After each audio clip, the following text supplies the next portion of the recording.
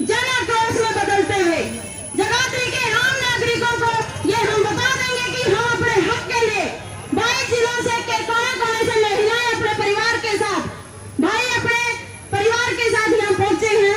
तो उनका मेन उद्देश्य यहाँ रात को 10 दिन होंगे महिलाएं अपने बच्चों के साथ इस कड़ाके की ठंड में अपना जीवन व्यतीत करने के लिए किस तरीके से मजबूर हैं। ये सारी भाजपा सरकार की गलत नीतियां हैं।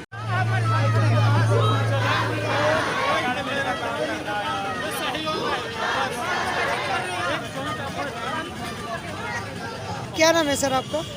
मेरा नाम जी कृष्ण चंद्र जी। कहाँ से आए हैं आप समर्थन करने के लिए? मैं फतेहाबाद जिले से हरियाणा स्कूल लेक्चरर एसोसिएशन का अध्यक्ष हूँ फतेहाबाद जिले का।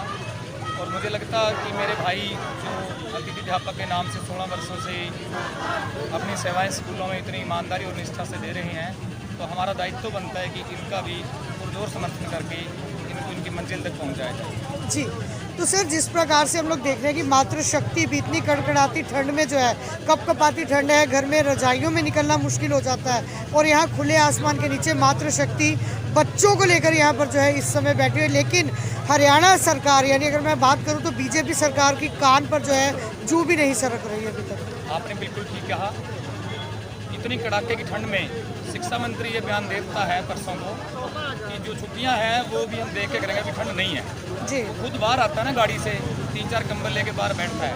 और मातृशक्ति को शर्म आनी चाहिए बीजेपी सरकार को कि माताएं बहनें सभी के घर में हैं और हम शिक्षक हैं, हमारा कार्य स्कूलों में सेवा देना है, सड़कों पर बैठाना नहीं। सरकार हर बार ये वादे करती है। अतिथि अध्यापकों से खासकर 20 बार हमारे एक पत्रकार महोदय ने, आपके साथी ने पत्रकार सामने बैठा करके शिक्षा मंत्री से 13 सवाल पूछे जी। एक भी सवाल का जवाब नहीं दे पाए। रामविलास शर्मा जी थे, एक कलम से भर्ती करेंगे, 2014 में ऐसा वादा किया था, तब मैं भी अतिथि अध्यापक था। लेकिन ठीक है, सरकार की नीतियों के तहत हम लोग चलते हैं लगातार, हम लोग रेगुलर कुछ चले गए और हम फिर भी हमारी जड़ें यहाँ पर हैं। सरकार बहुत ही बेशरम और निकम्मी है, हर बार झूठा वायदा करती है। हम चाहते हैं आप जैसे सोशल मीडिया के जो सच्चे नुमाइंदे हैं, हमारी आवाज़ आप इस प्रकार सच्चे मन से उठाते हैं तो हम एक दिन मंजिल को अवश्य पाएंगे। जी सर, जहां एक तरफ जब किसान भाई हमारे धरने पर बैठे तब मोदी जी के द्वारा ये स्टेटमेंट थी कि 1 फ़ोन की दूरी, अगर मैं यहाँ बात करूं तो कंवरपाल जी के निवास स्थान से चंद कदमों की दूरी है, लेकिन अभी तक जो है आवाज़ उनके कानों तक नहीं पहुँच पाई। इतनी अच्छी बात कही आपने, 1 फ़ोन कॉल की दूरी। जब उन्होंने 26 जनवरी के बाद 28 को शायद दी थी, उसके बाद लगातार 11 महीने उस 1 फ़ोन कॉल की दूरी को नापने में लगी।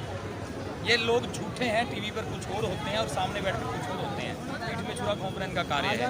लगातार से ये 1 फ़ोन कॉल की दूरी उस दिन भी थी जिस दिन रामविलास शर्मा हरियाणा के शिक्षा मंत्री बने थे, एक कलम से पक्का करने का वायदा किया था और ये सबको ऊपर तक पता है। इन सरकारों के पास आप देखिए तो जो लोग मुखिया बने हुए हैं उनके खुद में क्या परिवार है नहीं, माता बहन और बेटियां किस प्रकार से आज कड़ाके की ठंड में आपने जो प्रश्न किया तो यहाँ बैठी हैं, उनको उस पर विचार करना चाहिए। 1 फ़ोन नहीं, बार बार उनको पता है। आज शिक्षा मंत्री कंवरपाल गुर्जर के हल्के के अंदर इतने अध्यापक साथी आज सारे के सारे 10,000 की संख्या में यहाँ बैठे, क्या उसको नहीं पता है? इस प्रकार से बहाने बना करके हर बार बात को टालने की कोशिश की जाती है कि हमें पता नहीं था, हम कह रहे हैं। जो शिक्षा मंत्री, मुझे समझ नहीं आता, हरियाणा सरकार का शिक्षा मंत्री कहता है मैं 10वीं पास हूँ, लेकिन उसको इतना तो पता है कि किस प्रकार से शिक्षकों की समस्याएं हैं और उनको कैसे हल किया जाए। मैं आपके माध्यम से अपने संदेश देना चाहता हूँ कि जरूर इन अतिथि अध्यापकों की हर मांग को पूरा किया जाए, तो शिक्षा का जो कार्य है वो पूरा होगा। तो चलिए इसी कड़ी में हमारे साथ जो है एक बार फिर से राजीव जी जुड़ चुके हैं, एक बार बातचीत दोबारा से करने का प्रयास ज़रूर करेंगे, क्योंकि जहां एक तरफ बीजेपी सरकार के जितने भी वादे हैं सिर्फ अखबारों तक सीमित रह जाते हैं, कोई भी वादे में सच्चाई जो है वो सामने नहीं आती है। लेकिन एक बार राजीव जी से दोबारा से हम लोग बातचीत करने की कोशिश करेंगे।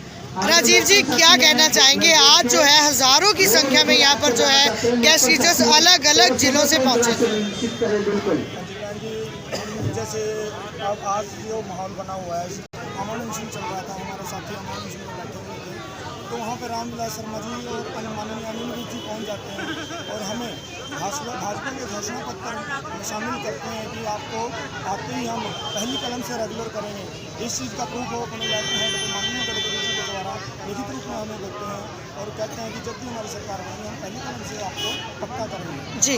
लेकिन इतने वर्ष हो गए, लेकिन शिक्षा मंत्री जी रामविलास जी जो थे वो आकर चले भी गए, भूतपूर्व शिक्षा मंत्री बन गए, लेकिन उनकी पहली कलम नहीं मिली।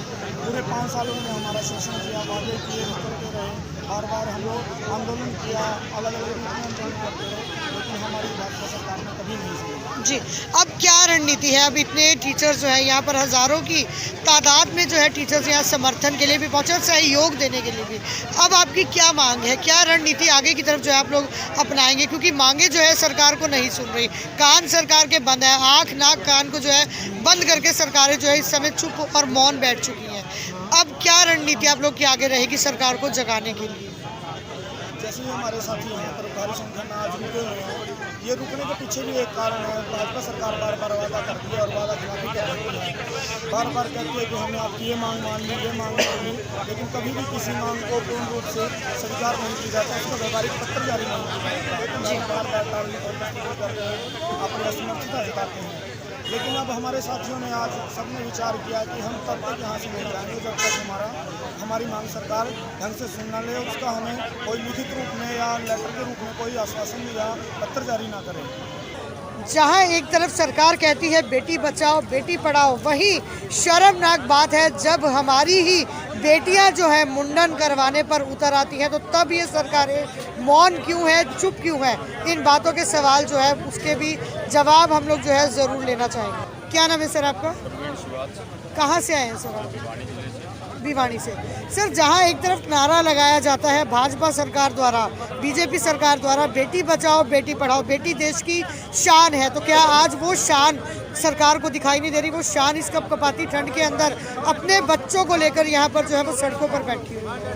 देखिए, जब भाजपा ने नारा दिया था बेटी बचाओ बेटी पढ़ाओ, तब हमें भी एक बार ये लगा था कि शायद ये सरकार बेटियों के लिए, बहनों के लिए कुछ करेगी, थोड़ा सीरियस दिखाई दे रही है।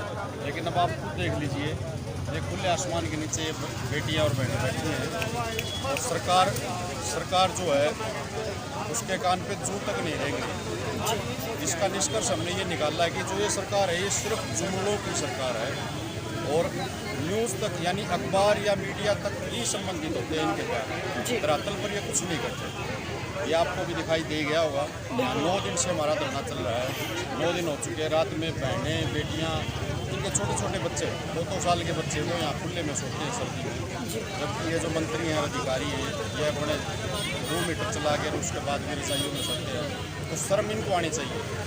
और मैं आपके द्वारा यानी मीडिया के द्वारा माध्यम से बात इन तक पहुँचाना भी चाहता हूँ और देश की जनता भी देखते हैं। आप मैं चाहूँगा एक बार आप इनको जरूर दिखाएं जहाँ भी बैठी हैं, पता चले कि इनकी कथनी और करनी में कितना अंतर है। क्या नाम है सर आपका? कृष्ण धारसुल, कहाँ से आए हैं? फतेहाबाद से, पूर्व जिला स्टेट प्रधान जी, गेस्ट टीचर। क्या कहना चाहेंगे सर, जिस प्रकार से हमारी मातृशक्ति जो घर की शान है, आज वही शान जो है इस समय सड़कों पर अपनी हक की मांगों को लेने के लिए उतरी हुई है, लेकिन सरकार की नींद जो है वो नहीं खुल रही है? देखिए, इसमें हम कुछ नहीं कह सकते, वो मीडिया दिखा रहा है पूरी सरकार को। एक लोकतांत्रिक देश के अंदर हमारे संविधान के अनुसार यदि कोई क्लास प्रोटेक्ट करती है और उसमें ज़्यादातर अधिकार फोकस हम आज भी देखते हैं लेडीज़ को दिए गए हैं। अगर लेडीज़ का ये हाल जैसा आपकी मीडिया दिखा रही है, एक डेमोक्रेटिक कंट्री में गवर्नमेंट के पास पहुंच रहा है, हम एक शिक्षा मंत्री के गृह जिले में हैं और शिक्षक महिलाएं यदि दरियों पर खुले आसमान में बैठने को मजबूर है, एक आम औरत जो अपने अधिकारों को नहीं जानती, वो किस प्रकार लड़ेगी इस तंत्र से? तो मैं ये कहना चाहूँगा कि सरकार समय रहते इन सब की, इन टीचर्स की, हमारी डिमांड, इन महिलाओं की, शिक्षित महिलाओं की, इनकी जो छोटी छोटी मांगें हैं, कोई बड़ी मांग नहीं है, इन मांगों को पूरा कर दे। और ये भी चाहती है कि बच्चों को सेटिस्फाइड होके, संतुष्ट होके पढ़ाएं स्कूलों के अंदर, ये भी बैठना नहीं चाहती है। लेकिन सरकार है वो संवेदनहीन बनी हुई है, वो अपने हट पे अड़ी हुई है, वो हमारी मांगों को इग्नोर कर रही है और कुछ अधिकारी और सरकार के बीच में कोई सामंजस्य नहीं है। तो हमारी सरकार से यही एक प्रकार से प्रार्थना है कि वो हमारी छोटी मांगों को मान के और हमें यहाँ से खुशी खुशी विदा दें। सर, क्या कहना चाहेंगे? कल भी हमारे एक भाई को जो है पानी की टंकी पर चढ़ना पड़ा मजबूरन।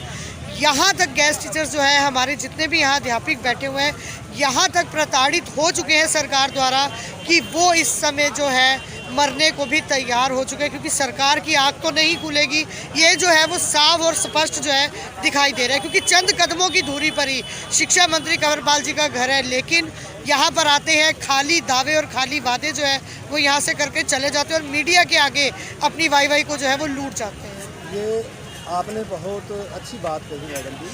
16 साल से सरकारें हमारे साथ ये लुका छिपी का खेल खेल रही है। हमारी घोषणाएं अखबारों में विज्ञापनों में दे दी जाती है और बाद में हमारे हाथ खाली रहते हैं जी। वादा खिलाफी होती है। वादा खिलाफी के कारण ही आज हम लोग यहाँ सड़कों पर खड़े हैं। नहीं तो सरकार अगर एक बार कमिटमेंट कर दे तो कोई बड़ी बात नहीं, हम चले जाएं। लेकिन सरकार ने हमारे साथ वादा खिलाफी कई बार की है, इसलिए मजबूरन हमें यहाँ पर धरना देने को मजबूर होना पड़ा। आपको बता दूं मैडम जी, हम 5 सितंबर को हम यहाँ पर प्रदर्शन करने के लिए आए और जिसमें शिक्षा मंत्री का पुतला फूकना था, लेकिन शिक्षा मंत्री जी ने हमारे से मुलाकात की और कहा कि आप ये पुतला न फूके। 8 सितंबर को हमारी मुख्यमंत्री, माननीय मुख्यमंत्री, शिक्षा मंत्री और हमारे अधिकारियों के साथ में मीटिंग होती है, हमारी मांगों पर सहमति होती है और शिक्षा हमारे खुद मुख्यमंत्री ट्वीट कर कहते हैं कि 30 अक्टूबर तक आपकी सारे के सारे सर्विस स्कूल बेसिक जो हमारे वेतन है, मूल वेतन की आपकी मांगे पूरी हो जाएंगी। लेकिन हमारे साथी लगातार चंडीगढ़ जाते रहे और हमें अफसर गुमराह करते रहे, लेकिन हमारी कोई भी सुनवाई नहीं हुई। हार कर मैडम हमें यहाँ 25 दिसंबर को यहाँ आना पड़ा और तब से लगातार हम यहाँ मजबूरन सड़क पे हमें यहाँ रोका गया है। हम शिक्षा मंत्री के वहाँ जाना चाहते थे, लेकिन बैरिकेड लगा के यहाँ हमें रोक दिया गया और मजबूरन हम यहाँ बैठे हैं। शिक्षा मंत्री से हमारी एक ही गुहार है, एक ही मांग है, आपने हमारी मांगे मान ली तो हमारा लेटर जारी कर दे, इतनी ही बात है। लेटर जारी अब हो जाता है, हम यहाँ से तुरंत गीत गाते हुए सरकार के चले जाएंगे। आप लोग देख सकते हैं सीधी लाइव तस्वीरें हम लोग जगाधरी से आपके बीच में लेकर आए हैं, जहां पर आज 9वां दिन इन गेस्ट टीचर्स को जो है खुली छत के नीचे हो चुका है। किस प्रकार से जो है सरकार की नींद नहीं खुल रही है। बहुत से लोग ये भी कमेंट करते हैं कि ये असली टीचर्स नहीं है, तो उन लोगों को भी एक चेतावनी दे दूं कि अगर ये टीचर्स आज अगर ये यहाँ पर धरने पर बैठे हैं तो हम सभी के बच्चों के भविष्य को लेकर हम सभी के